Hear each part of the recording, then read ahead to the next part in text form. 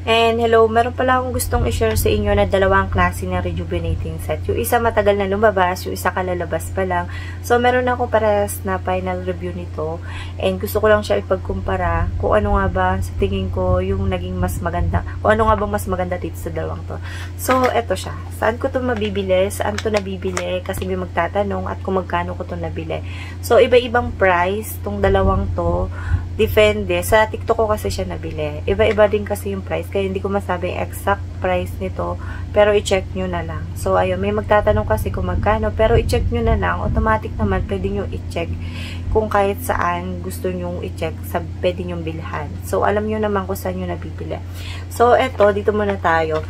And 7 months ago ata to na nabigyan ko ng review to. And ito nga pala ay Hikari Skin Ultra White Premium Rejuvenating Set. So, ito yung isa sa mga na-try ka sa rejuvenating set. Hindi lang ito yung mga na-try ko. May mga una pa akong na-try. Pero gusto ko lang siya ipagkumpara tong dalawa. Dahil ito yung isa sa mga TikTok na laging mabili na itong rejuvenating set.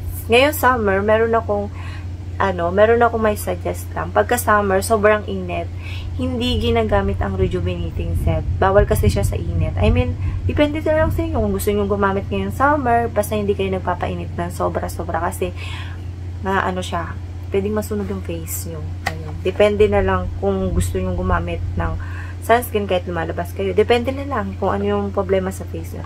So, ito yung yung Hikari Ultra White Premium Rejuvenating Set na isa sa pinakamagandang nakita ko sa mga naging review at sa akin din. So, explain ko yung naging experience ko dito. Ito mo ng box. Ayan. Simple lang siya. Yung box niya. Karaniwan, makikita mo naman sa mga rejuvenating set ay ito. So, bibihira ako gumamit ng rejuvenating set kasi okay naman yung face ko. Depende na lang sa gagamit. So, ayun. Simple lang yung nakalagay dito, tsaka yung likod niya, kung ano yung mga nasa laman. May sabon, may cream, may sunscreen, tsaka toner. So, dito naman yung kung paano yung AM, tsaka PM, kung paano siya gamitin. Ayan, nandito rin yung ingredients niya, tsaka ano yung kinalalamanan ng bawat, halimbawa, toner, sabon, ganun. Ito yung paano siya gamitin. Wala siya dito sa box. Ito siya. Nandito yung aftercare instruction. Ayan. Aftercare instruction. Yan. Pagkabilaan yan kung paano mo siya gagamitin. So, ito yung sabon. Karaniwan sa mga rejuvenating set. Bibihira. May yung parang foam lang. Karaniwan ay mga sabon. Yung amoy nito ay wala na kasi. Yan. Ito kasi yung mga nagamit ko. Ito kasi ay hindi naman mahapdi masyado sa face. Ginamit ko to sa face tsaka body. Siyempre sa muna. Ito ay rejuvenating soap, exfoliate and whiten. 120 grams to. And ultra white soap siya. Ayan. Matagal yung expiration nito, 2027. Pero nagamit ko to. 7 months ago na siya. Ayan. And karaniwan yung mga kulay ng mga sabon is kulay orange, amoy papaya, amoy kochik, amoy ganun, iba-ibang klase. So, malaki yung niya, 120. Tapos, meron siyang toner. Ito ay isa sa mga nagustuhan ko sa toner ko. Kahit mahapdi talaga siya. As in, hindi naman super duper hapdi. Hindi katulad ng isa nito. Ayan. Ito yung kulay pala ng sabon. Diba? Ang tagal na nito sa akin, hindi ko tinatapon. Kasi alam kong magagamit ko pa rin. Ito yung kulay ng sabon niya. Kulay orange. Hindi ko siya mabango dahil super, yan, parang, hindi ko siya maintindihan na yung amoy dahil nagamit ko na siya. Super dry na siya. Tapos ito yung, lagayan nila. Ayan. Ultra white, day cream. Day cream. Para sunscreen with SPF 50 na siya. 10 grams lang yung laman nito. Tapos ito yung tsura niya. Ayan. Ayan. Tapos, eto lang siya. Ewan ko kung may pang-scoop to. Basta, may ganyan. Ayan. Ubus na ubus ko to. Ito yung isa sa mga nagustuhan ko. Alam niyo yung pag naubos nyo to, kasi mas gamitin to sa set Kasi kailangan mo, hindi pwedeng hindi magsa-sunscreen ka, lalo na pag lalabas ka. Meron tong mas malaki, yung bilog, na parang sun. Meron na rin silang tinted na bagong labas. Pwede mo rin siyang ipalit dito or Kasi may magtatanong, pwede bang ibang sunscreen? Kahit anong sunscreen, basta na cover yung face mo sa init. So, ito naman yung night cream nila. Ito na yung itsura. Ayun, may scoop pala siya. Ayan, may scoop. So, after 7 months, ito na yung mangyayari dyan. Ayan, papakita ko siya. Ito, kulay, ano na siya, kulay brown. Ayan. Sa tingin ko, okay pa to, kasi nakalagay dito, pero super brown na to. Ayan. Hindi ko sure kung okay pa to, pero hindi ko na siya ginagamit. Ayan. Nakalagay rito, pag mag-iba man ng kulay, ng cream, dahil sa active acid ingredients nito. Normal daw and safe pa rin daw itong gamitin. Pero depende na lang. Ewan ko, mas brown na brown kasi siya. Ayan. Yung amoy niya, wala namang masamang amoy. Halos ano lang din, press lang din. Ayan. Mabango yung amoy niya. Ayan. Ayan yung after 7 months, ito rin siya. Hindi man mainitan or hindi mainitan, magbabago at mababago yung kulay niya dahil nga sa ingredients niya. Ayun. Ano din siya, 10 grams siya. So, nakalagay rito in moisturize and repair. So, ayun. Pag ito yung ginagamit kong dalawang to, mahapdi to. Yung after, sa una nung hindi.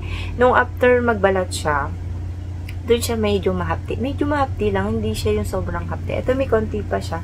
Tingnan natin kung nagkulay brown. So, ganun din. Nagkulay brown din siya. Ayan. Ayan. So, nung ano nito, sobrang kinis niya after 1 month, sobrang kinis niya. Nakuha ko yung gusto kong reaction sa face. Nung una, nagbabalat-balat siya, bahagya. Basta pag nagbabalat-balat, huwag kayong sasabak sa init kahit may irritate yung face nyo. Pag nagbabalat kayo, tas sa tingin nyo, ayaw nyo gumamit ng cream, ng day cream, pwede nyo palitan ng moisturizing cream. Pero may nakalagay naman dito, pagka naman, bawal kayo magpa-facial. Ayan, facial or skin treatment. Ayan. Mas okay na ganito lang, huwag kayong paggamit ng yung ba nga, yun nga, pagpapaano kayo sa labas, yung magpapapa-facial or kaya treatment, o pwede nyo rin siya, pag sa bahay, pwede nyo siya palitan ng moisturizer cream. Ayun. Yung iba kasi sa rejuvenating set, ginagawa nila, pinapalitan na nila moisturizing cream or kaya toner. Pwede nyo rin siyang i-rest, ganun. And ang ganda ng resulta nito sa akin. Sobrang ganda. As in, bagat na, nagustuhan ko to dahil hindi na-irritate yung face ko dahil tama yung paggamit ko at pagkakasunod-sunod ko. Iba nagkakaroon ng pimples, dire-diretso, dahil sobrang dami nila nang maglagay ng ganto, medyo mahapte. So, pagka gusto nyo ng sobrang daming bakbakan, pwede nyo damihan yung cream. Ito. Pero kung minimal lang, pwedeng ganun, konting-konti lang yung lalabas ng pinakabakbakan. Siyempre, may magtatanong ng iba, bakit sa kanila, nakita ko sa review nila ay sobrang daming bakbakan. Siyempre, iyon ay daming cream na nilagay nila. So, dito tayo kay You Glow Babe. Ito yung isa sa pinaka mahapdi sa mga nagamit kong rejuvenating set. Sobrang hapdi niya talaga. Yung iba nga lang, nag-uumpisa pa nga lang maglagay. Sobrang hapding-hapdi na sa kanila. Pero ako, nung una, hindi pa. Pero after 3 days, sobrang hapdi na niya. Hindi ko na magamit yung toner niya. So, ito siya. Cute siya dahil pabag siya. So, ayan. Ito ay Beauty White Rejuve Set. Instantly and intensely exploit and renew firm skin. Ayan siya. Dito naman kung paano siya gamitin. Ayan. Sunod-sunod naman. Madali siyang gamitin. So, ang dami ko rin to nakita mga iba't ibang feedback, comment sa ganito. Maganda yung naging resulta. Basta tama yung paggamit mo. Para tong kahawig ng fair skin na yung kulay pink nila. Yun yung sa tingin ko kasi may nagamit din akong ganun. Para siyang rejuvenating set ko. Ito naman yung nila, sabon. Kulay orange yung, ang bango pa rin na naman, amoy orange. Ayan, ito naman ay 100, ilan ba ito? 100, to? Basta 100 plus to. Kung paggamit naman sa face nito ay 10 minutes seconds, wag mo nang ibababad. Kahit ito, wag mo nang klaseng ibabad itong mga sabon na to. 10 seconds lang, ganun. Lahat lang naman. Tsaka bubulain mo lang, kailangan lang ng bula. Yan, sa face. Hindi mo kailangan ibabad. So, tapos ito ay plastic lang, hindi siya box. And madali lang siya ilagay sa bag, tupiin mo. Hindi katulad nito ay nasa box siya. Pwede mong tanggalin isa-isa. So, ito yung toner na mahapte na hindi ko pa siya naubos. Meron pa ito naman hanggang dito na lang. So, ito ay toner, ay 60 ml. Renew, and nire-renew niya yung face mo. Mas madaling mabalat to. Sobrang dali. Pero maganda to sa tigyawat. Kasi, nagtigyawat ako, ito yung ginagamit kong dalawa. Dahil meron pa itong laman eh. Dito ko siya nilalagay lang. Ang daling matuyo. Hanggang matuyo siya. Siguro 3 days tuyo na yung pimples ko. No? Nakaraan. Hindi ko na siya ginagamit to. Nung tapos ko na siya bigyan ng final review. So, ito naman yung isang sunscreen nila. Ayan, kahit anong sunscreen, pag naubos to, pwede nyo naman siyang palitan. Kahit anong sunscreen, basta protected yung skin nyo sa sun. Sa SPF 50 to, hindi ko sure kung may ano na sila, sunscreen nito nakahiwalay na malaki. So, ayun, and 50, SPF 50 rin siya, PA+++. Ayun, maganda to, hindi siya mapti sa face. Since ito naman ay Rejuve's cream, sa gabi lang siya ginagamit. So, ayun, exfoliate smoother and brighter night cream siya. So, may laman pa siya. Ayan, na-scoop din siya. Hindi pa ito maitim. Bali, ilang buwan na to. Isang buwan. Ayan, ito pa rin tsura niya. Ayan. Tinitipid ko to pagka may pimples ako sa siya nilalagay. Matipid ko siyang ginamit dahil hindi ko siya magamit noon yung time na ginagamit ko to. Itong dalawang to. After 3 days to 4 days, nagbalat yung face ko. Ayan, habang nagbabalat siya, in-stop ko itong dalawang to. Ang pinalit ko ay moisturizing cream. Kahit ang moisturizing cream, kasi mahapdi talaga siya nung nagbalat siya sa face ko. Tapos sabi ko parang mainit siya, as in mainit. Tapos ano, sabi ko, ayun bala yung tiis ganda. Hindi mo kailangan mag-tiis ganda. Pwede mo na siyang palitan ng moisturizing cream. Tapos, after noon, mga ilang araw, hindi ko siya nagamit. Bumalik ako ulit dito sa dalawang to. Ma-update pa rin talaga siya.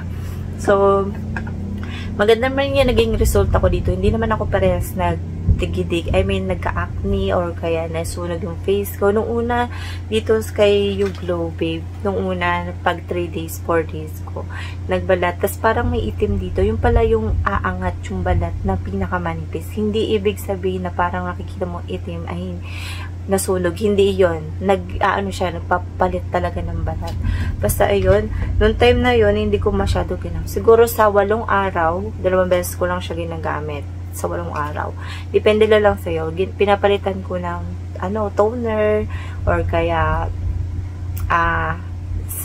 toner tsaka moisturizing cream. So, yung moisturizing cream na gamit ko, yung kay Papa Kill, na naubos ko na rin siya ngayon. Kauubos ko lang kasi may mga konti-konting natitira. Kaya, wala namang moisturizing cream. Soothing gel, pwede naman. So, ayan, depende lang sa hiyangan sa face nyo. So, yung maipapayo ko dito, pagka alam nyong hindi na okay yung face nyo or kaya sa tingin nyo parang nasisira na yung face nyo sa Rejuve, ayun, pwede nyo namang stop na lang and mag-rest kayo at gumamit kayo ng mga mild na mga products. Saka sa mga nagtatanong, yung mga teenager, mga nakakabasa ko, yung iba hindi ko nasasagot. Mas okay kung baby face ka. Mas okay sabon lang, sunscreen. Ayun, dun mo na kayo mag-umpisa. Hindi katulad na mga pag-uumpis kayo, tas nasira yung face mo. Eh, di ba sayang, di ba? Or kaya gagastos pa kayo na mas malaki.